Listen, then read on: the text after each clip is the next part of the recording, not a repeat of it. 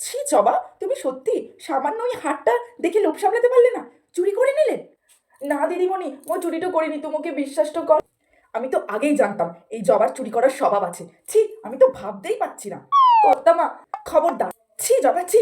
শেষে কিনা তুমি আমার গলার হারটা চুরি করে নিলে? আমি তো ভাবতেই পারছি না। কর্তামা, তুই ওকে বিশ্বাস তো কর।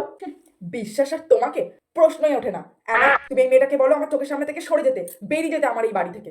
ছি জবা, ছি। আমি কখনো তোমার কাছ থেকে এরকম আশা করিনি তুমি লাস্ট পর্যন্ত আমার মমের হারটা চুরি করবে। সরি দাদাবাবু, তুমি ওকে বিশ্বাসটা কর। মই চুরিটা করিনি, মই চুরিটা করিনি। তো ওদেরকে বল না, ওরা মিথ্যেটো বলছে আমার নামে। আমি চুরিটা করিনি। মো মা কালী দিব্যিটো খেয়ে বলছি মই চুরিটা করিনি। তুমি যখন চুরি করনি তাহলে মমের হারটা তোমার বালিশের তলায় এলো কোথা থেকে? উড়ে উড়ে এলো?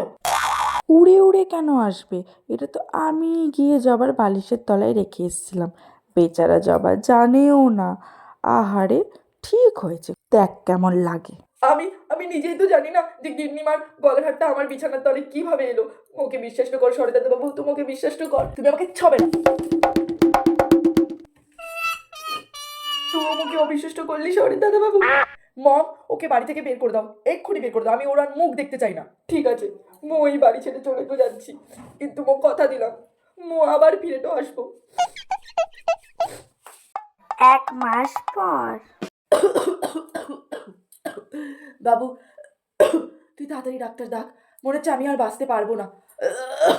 আহা মম, তুমি অত উত্তেজিত হয়েও না। আমি এই পৃথিবীর সবচেয়ে বড় ডাক্তারকে ডেকেছি, এক্ষুনি চলে আসবে। তুমি এক্ষুনি সুস্থ হয়ে যাবে মম। অ্যানা, তুমি আমার বাবুটাকে দেখো কিন্তু অ্যানা। তুমি চিন্তা করো না গিন্নিমা, আমি সারা জীবন সিডকে দেখে রাখবো। এই দিনটার জন্যই তো আমি কবে থেকে অপেক্ষা করে বসেছিলাম। Excuse me.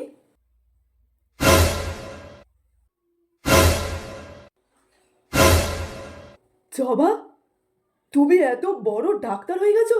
জবা, তুমি ডাক্তার? জবা, তুমি ডাক্তার?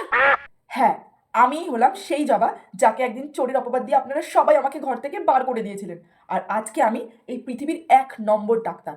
কারণটা জানেন? কারণ আমিই পারি একমাত্র মরা মানুষকে সুস্থ করে তুলতে। জবা, তুমি আমাকে ক্ষমা করে দাও জবা। তুমি পারবে না তোমার এই গিন্নিমাকে ক্ষমা করে দিতে? গিন্নিমা, আপনি ওইভাবে ক্ষমা চাইবেন না। দেখুন, আমি আপনার জন্য ওষুধ নিয়ে এসেছি, এটা খেলে আপনি একদম সুস্থ হয়ে যাবেন। জবা, তুমি পারবে না তোমার এই শহরের দাদাবাবুকে ক্ষমা করে দিতে? তুমি আমাকে ক্ষমা করে দাও জবা। মোর কাছে তোকে ক্ষমাটা চাইতে হবে না রে শহরের দাদাবাবু। মোর কাছে তুই সেই শহরের দাদাবাবুটাই আছিস।